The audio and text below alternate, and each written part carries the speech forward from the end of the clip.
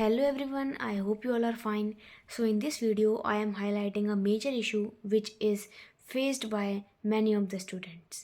So this issue is कि हमको किस तरीके से अब स्टडी करनी है कि हम 8 plus C G P A या फिर 9 plus C G P A को स्कोर कर पाएँ, चाहे हम किसी भी सेमेस्टर में हों, चाहे हम फर्स्ट ईयर्स हों, चाहे हम सेकेंड ईयर्स हों. सो उन सभी के लिए है. So now let's begin.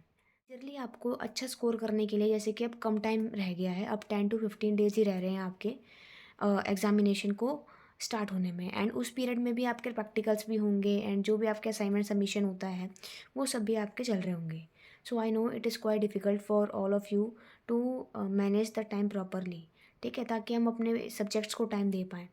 But I my self trying my best कि मैं जो भी है सब्जेक्ट्स उसकी वन शॉट्स प्रोवाइड करूँ, ताकि उससे आपकी कॉन्सेप्चुअल क्लैरिटी हो एंड देन आप बुक से रीडिंग करके उस अपने कंसेप्ट को क्लियर कर पाओ एंड उस चैप्टर वाइज आप अपने सब्जेक्ट्स को कंप्लीट करते हुए चलो. नाउ हियर आर 4 टिप्स जो आपको अपने माइंड में रखनी है, and those 4 tips are capable enough to make you score 8 plus और 9 plus C G P A. तो दैट टिप नंबर 1 इज़ कि आपको सबसे पहले जो भी आपका एग्ज़ाम है उसके कंसेप्ट्स को तैयार करना है स्ट्रांगली. ठीक है, ये नहीं कि हम क्वेश्चंस के पीछे भाग रहे हैं, नहीं, हमको पहले कंसेप्चुअल क्लैरिटी के पीछे जाना है, क्योंकि अगर हमारे कंसेप्ट्स क्लियर होंगे तो हमारे अपने आप क्वेश्चंस फॉर्म हो जाएंगे.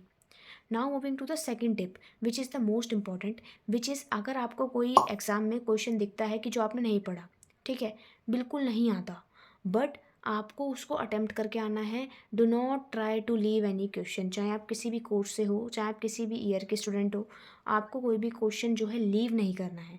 बिकॉज वो जो क्वेश्चन आप लीव करोगे तो आप जो आपको चीज़ मिल सकती थी, आपको 1 और 2 मार्क मिल जाता कुछ भी लिखने से, जो भी आप उसके बारे में जानते हो, सो उससे थोड़ा इम्पैक्ट अच्छा पड़ता है.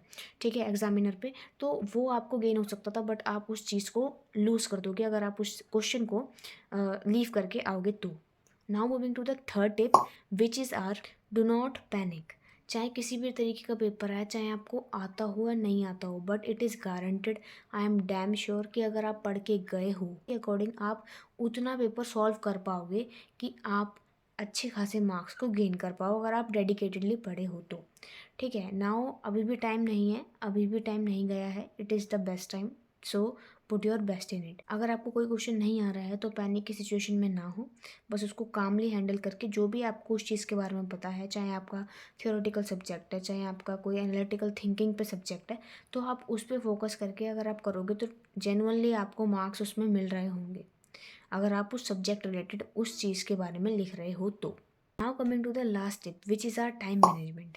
टाइम मैनेजमेंट को आपको करके चलना है. किस तरीके से करना है, देखो, मोस्ट ऑफ द टाइम ऐसा होता है कि जब हम क्वेश्चंस को कर रहे होते हैं तो हमको पता ही नहीं लगता कि हम कितना टाइम किस चीज़ को अलॉट कर रहे हैं. तो I would advise all of you कि to have a watch with you. ठीक है, वॉच आप वेयर कर सकते हो, डिजिटल नहीं, सिंपल जो आती है टाइम देखने के लिए. सो आपका वो टाइम भी मैनेज करने में हेल्प करेगी एंड आपको ये पता भी लगेगा कि हमको कितना टाइम एक क्वेश्चन को देना है. ठीक है, एंड ऑल्सो अगर आपका टाइम के साथ कुछ नहीं हो पा रहा है, आपका जो क्वेश्चन है वो रह गया है, सो आप ये अपने जो क्वेश्चन है उसको इक्वली डिस्ट्रीब्यूशन कर सकते हो आंसर्स राइटिंग का. यानी कि आप जैसे किसी एक क्वेश्चन में ज़्यादा आंसर को की लेंथ दे रहे हो एंड दूसरे क्वेश्चन में आप उसी आंसर की लेंथ थोड़ी कम दे रहे हो, सो वो थोड़ा अनफेयर सा लगेगा एंड वो आपका टाइम को भी ज़्यादा कंज्यूम करेगा. So trying cutting your answers, ठीक है, to provide that time with another question answers. ठीक है, तो किसी भी पर्टिकुलर चीज़ का अगर आप आंसर लिख रहे हो उसमें जितना रिक्वायर्ड है उतना ही लिखें, अननेसेसरी नहीं. ठीक है, आई नो कि आप जब शीट्स को फिल करोगे एंड रेलिवेंट इन्फॉर्मेशन जो भी आपको पता है वो लिखोगे, that will be more beneficial for you to get the marks. But still आपको सारे क्वेश्चंस चूँकि अटैम्प्ट करना है, क्योंकि उससे आपका स्ट्रेटेजी काफ़ी अच्छी रहने वाली है, तो उस चीज़ में आपको फोकस देना है. So share this video to your friends and subscribe my channel for these type of videos.